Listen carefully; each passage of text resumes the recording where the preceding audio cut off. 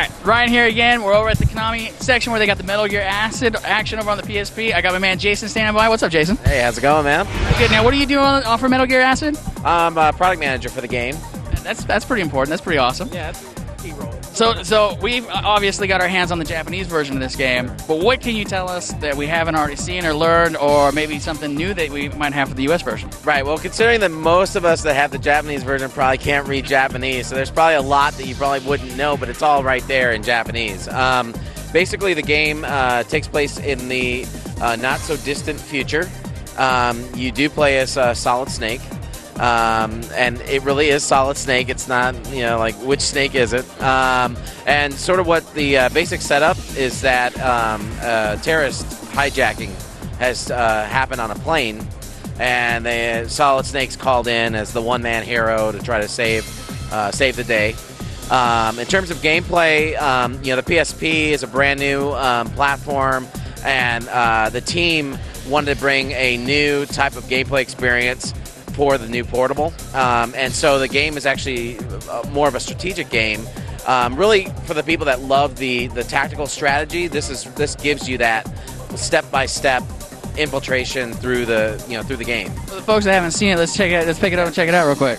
Before you got up here, was working on getting through the first stage, which is like Kojima has always done. It's sort of a tutorial, walk you through things. It's all in Japanese, but basically Snake has made his way into an enemy fortress area, and so right now I'm doing a codec transmission, so I'm trying to fast forward through it. One of the big things in the Metal Gear series has always been, cinemas, and you got the FMV action. You guys got any of that stuff in here? As far as cutscenes and things, they've opted to do a sort of anime 2D sort of still imagery, but it looks really cool as a sort of a unique style to the game. And in terms of like the actual game mechanics, you have sort of like a huge deck of cards, if you will, and each card allows you to do things that for any Metal Gear fan is used to doing, whether it be crouch, stand, move, use an item, use a ration,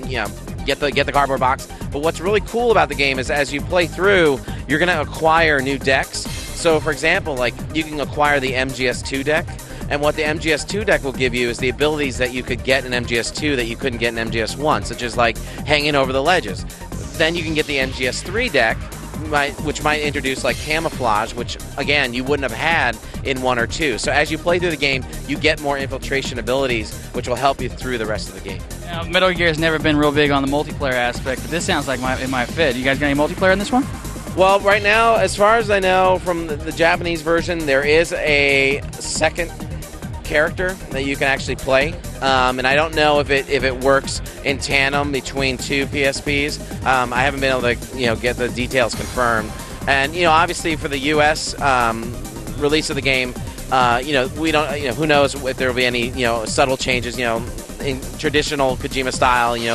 Every territory seems to get a little bit of something different, so stay tuned for that. Right on. Well, thank you so much, Jason. Really appreciate it.